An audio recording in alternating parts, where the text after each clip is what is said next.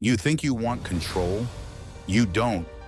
What you actually want is certainty, safety, the guarantee that things will go the way you need them to go. And that guarantee doesn't exist. It never has. It never will. Marcus Aurelius understood this better than almost anyone who has ever lived. He ran the most powerful empire on earth, and he had less control over it than you think. Wars he didn't start, plagues he couldn't stop, betrayals he couldn't prevent, a son who would become one of Rome's worst emperors. And yet Marcus Aurelius is remembered as one of the greatest leaders in human history, not because he controlled everything, because he understood exactly what he could and couldn't control, and he never confused the two.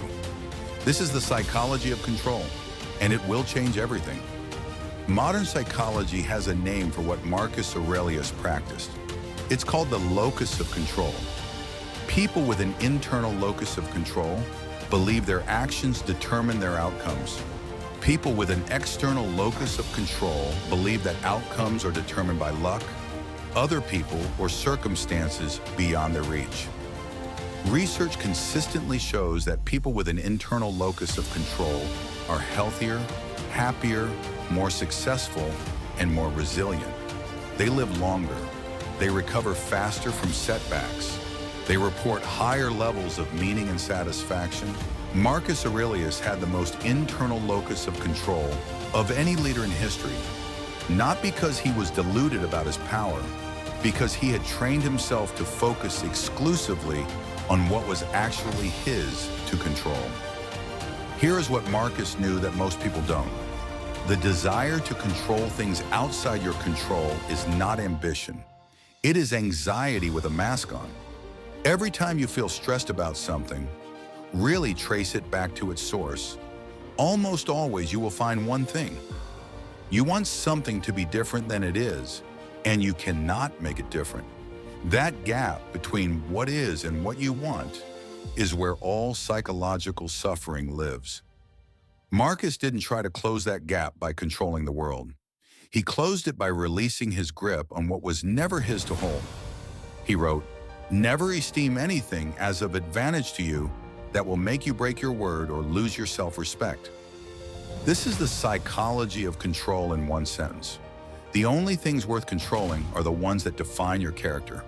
Everything else is noise. But here is where most people misunderstand Stoicism. They think it means not caring, not trying, passive acceptance of whatever happens. It means the opposite. Marcus Aurelius cared deeply. He tried constantly.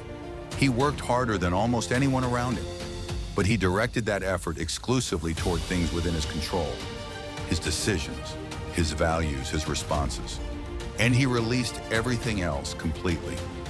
That combination of maximum effort on what you control, complete release of what you don't, is the most psychologically powerful stance a human being can take.